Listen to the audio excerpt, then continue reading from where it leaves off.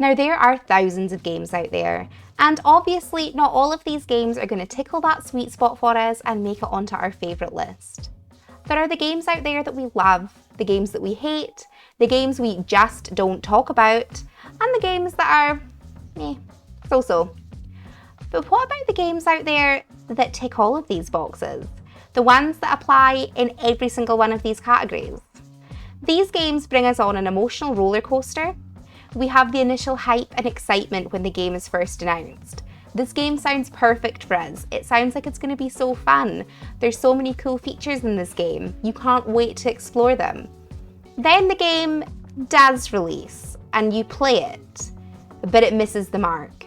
It's not as fun as you expected. It's a bit strange. It's maybe not what you envisioned. It doesn't have the features that you were expecting. There can be a whole host of reasons that we initially dislike a game. But then we sometimes give these games a chance. We play them a bit longer than we intended, we get sucked into the story, we start having fun with the mechanics that we originally hated, and this game just worms its way into your heart.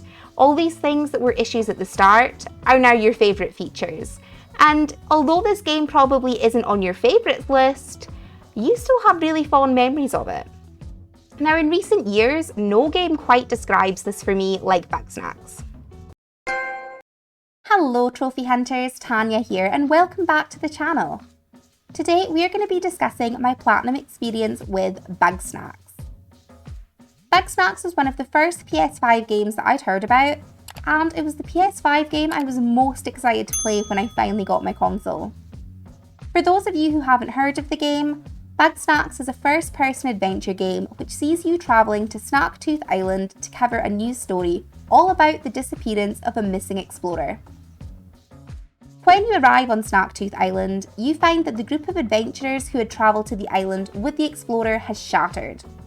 So it's now up to you to reunite everyone and bring them back to town, all while catching and feeding as many delicious Bugsnax to them as you can along the way. But not everything on Snarktooth Island is quite what it seems. In terms of the trophy list for the game, there's nothing really too taxing, to be honest. The game is maybe only about 20 hours long, so the list is pretty streamlined in comparison to most trophy lists. You have trophies for completing the story, completing all of your Bugsnax collection, which is all 100, feeding certain Bugsnax combinations to people, catching Bugsnax in very specific ways, as well as fully transforming every islander with the help of Bugsnax. The platinum for this game is currently sitting at just under 40% completion on PSN profiles, so I feel like that's a testament to the fun factor of the game, but also how easy it is to complete. Now, I first played Bugsnax back in December last year, and I maybe only got about 5 hours in. I brought the first few islanders back to town, unlocked a few of the different map areas, and unlocked like 90% of the Bugsnax traps. But despite all that progress, there just felt like there was something I couldn't gel with. There was just something stopping me from enjoying the game. Now, I could attribute this to certain characters, Beffica, being annoying. I was also given just so many new ways of capturing Bugsnax that it did just feel like a constant tutorial, which I found boring. So that could have also just disengaged me from the game.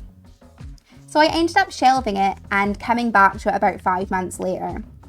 Now, I didn't go back to the game because I particularly wanted to, I just went back to it because I was bored, and this is one of the only PS5 titles that I've got. And even then, this isn't a PS5 exclusive. But despite all that, I'm so glad I went back to Bugsnax. There was just a huge shift in the way that I viewed the game when I started playing it again. I was really starting to get into catching Bugsnax and the whole Pokemon-esque aspect of it, as well as appreciating the more wacky elements of the game that I didn't really like before. Not awake, not asleep. Get up everybody, come on and do the wiggle with me.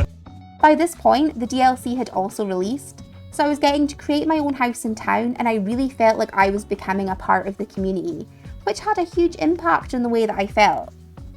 I felt like my character was actually making friends with these Grumpuses, and I was more invested in their stories than I was before, and as a result, I felt more compelled to complete their side quests. I was also at a point in the game where I finished unlocking things and could really just explore the island and learn to use these traps and then just catch things without constantly being interrupted by, help messages. This was a lot more fun than my first playthrough of the game, or my first time playing the game, I should say. And after getting over my initial dislike of the game, I was actually really able to enjoy the story a lot more. And what I initially just brushed off as a silly kids game gripped me in a way that I never expected. Bugsnax has actually ended up being one of the most enjoyable platinum trophies that I've got this year. Nothing about the game felt too grindy. I really warmed to the humour within the game and I found myself genuinely laughing at certain points. The methods for catching different Bugsnax across the various biomes on the island was engaging and challenging at certain points.